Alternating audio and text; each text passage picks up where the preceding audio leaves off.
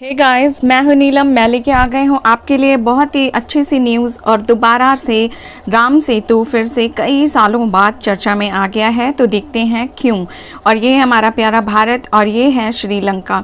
और भारत से श्रीलंका यानी पुराने समय में इसे लंका कहते थे, लंका को जोड़ने के लिए एक ब्रिज बनाया था श्री राम जी ने अपनी वानर सेना के साथ मिलके, और इसे ही राम सेतु के नाम से हम जानते हैं। ठीक है, और ये जो भारत का रामेश्वरम है यहाँ पे, उसका एकदम लास्ट पॉइंट है, लास्ट पॉइंट और फिर श्रीलंका तक जोड़ता है। और ये करीब 30 किलोमीटर का डिस्टेंस है बीच में। तो ये देखिए, ये आज की न्यूज़ है। और यहाँ पे जो union culture minister Prahlad Patel हैं, इन्होंने मांग की है कि राम सेतु को भारत का हेरिटेज मॉन्यूमेंट घोषित किया जाए, जिससे कि हम आगे इसको यूनेस्को में भी लिस्टेड करा सकें। जैसे हमारे बहुत सारे ताजमहल हैं और लाल किला है और बहुत सारी चीज़ें हैं जो कि लिस्टेड हैं यूनेस्को में, तो उसी तरह हम राम सेतु को भी लिस्टेड करा सकें। और ये देखते हैं हम, ये देखिए यहाँ पे भारत से श्रीलंका के बीच में लगभग 30 किलोमीटर का डिस्टेंस है, जो कि राम सेतु ऐसे पूरा करता है। ठीक है, और यहाँ से श्री राम जी लंका गए थे, ऐसा बताया जाता है। और ये जो विवाद बना, ये कैसे बना, मैं इसके बारे में आपको थोड़ा सा बता देती हूँ कि ये चर्चा में कैसे है दोबारा से। देखिए, जो राम सेतु है, इसके बारे में ये होता था कि क्या वाकई में ये मैन मेड है या फिर ये समुद्र की एक आकृति है जो कि श्रीलंका को जोड़ती है, क्योंकि पहले तो हमारे सारे कॉन्टिनेंट एक में ही जुड़े हुए थे।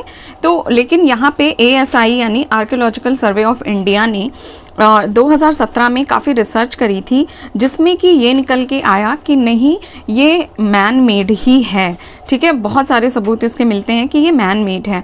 और ये देखिए, ये चर्चा में इसलिए था कि भारत में एक 2005 to 6 के बीच में सेतु समुद्रम शिप कैनाल प्रोजेक्ट चलाया गया था। ठीक है, सेतु समुद्रम शिप कैनाल प्रोजेक्ट। और ये इसलिए चलाया गया था, देखिए अभी जो ये राम सेतु हमारा यहाँ पे है, और अगर किसी भी शिप को भारत के रास्ते श्रीलंका के बीच में से होते हुए पूर्व की तरफ जाना पड़े, जहाँ पे बहुत सारे देश हैं, म्यांमार है, बांग्लादेश है, चीन है, इंडोनेशिया है, ठीक है, ईस्ट में, तो इसका सिर्फ एक रूट है जो कि श्रीलंका को पूरे घूमते हुए इस तरह से यहाँ पे जाना है, हमें ईस्ट में पहुँचना है।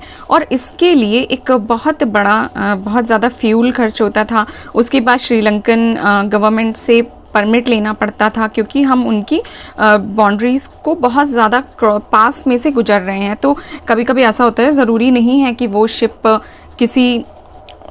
किसी सामान को ही लेके हो। कभी कभी ऐसा होता है कि शिप कुछ और ही एक्टिविटीज़ करने लग जाते हैं किसी भी देश की बाउंड्री के नज़दीक आके, तो इसलिए श्रीलंकन गवर्नमेंट से परमिशन लेनी पड़ती है। और एक तो फ्यूल खर्च होता है, फिर काफ़ी ज़्यादा समय लगता है।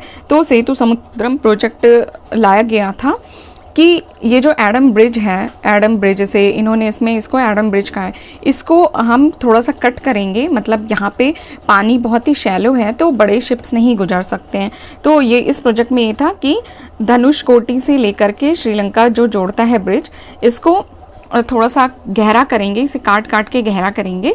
तो ये प्रोजेक्ट में था। तो इसके अगेंस्ट, क्योंकि ये हमारी पुरानी मान्यताएं हैं, हम सदियों से ये बात सुनते आ रहे हैं कि श्री राम जी लंका गए थे, तो वो गए थे इसी ब्रिज से होके ही गए थे, और उनकी पूरी सेना गई थी।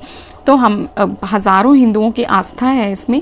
तो किसी ने इस प्रोजेक्ट को लेकर के सुप्रीम कोर्ट में याचिका दायर कर दी थी, और तब से ये प्रोजेक्ट रुका हुआ है। हालांकि सुप्रीम कोर्ट ने ये नहीं कहा है कि वो बनने नहीं देंगे, यानी उन्होंने कहा है कि ठीक है, हम इस पे रिसर्च कर रहे हैं, हम इसको देख रहे हैं। उन्होंने मामला अपने हाथों में ले लिया था, और ये प्रोजेक्ट तब से बंद है। तो अब जो हमारे यूनियन कल्चर मिनिस्टर हैं प्रहलाद पटेल, उन्होंने मांग करी है कि नहीं, ये प्रोजेक्ट नहीं बनना चाहिए, क्योंकि अगर ये वाकई में मैन मेड है तो ये हमारी आस्था का सवाल है। और आस्था से भी ज़्यादा बड़ा कि ये जो है, मतलब बहुत ही अलग चीज़ है, बहुत ही ज़्यादा अलग चीज़ है। और ये देखिए, यहाँ पे बहुत सारे नेशनल जियोग्राफिक चैनल ने भी रिसर्च किया था, और उन्होंने भी ये पाया कि to a certain legitimacy to the finding, the researcher used technique to date the sand and the stone, उन्होंने सैंड और स्टोन की रिसर्च करी थी, जिसमें उन्होंने ये साफ पाया कि रॉक्स तो सही है। An archaeologist featuring in the promo Chelsea Rose say the rock on the top of the sand actually predict the sand. Scientifically analysis revolves claim the promo that the rocks are 7,000 year old but the sand is only 4,000 year old. यानी कि जो sand है वो तो ठीक है, पर जो सैंड है वो सिर्फ 4,000 साल पुरानी है, बल्कि जो रॉक है, जो पत्थर वहाँ लाए गए थे वो 7,000 साल पुराने हैं। तो उसे जो है हमें प्रिजर्व ही रखना चाहिए, ठीक है।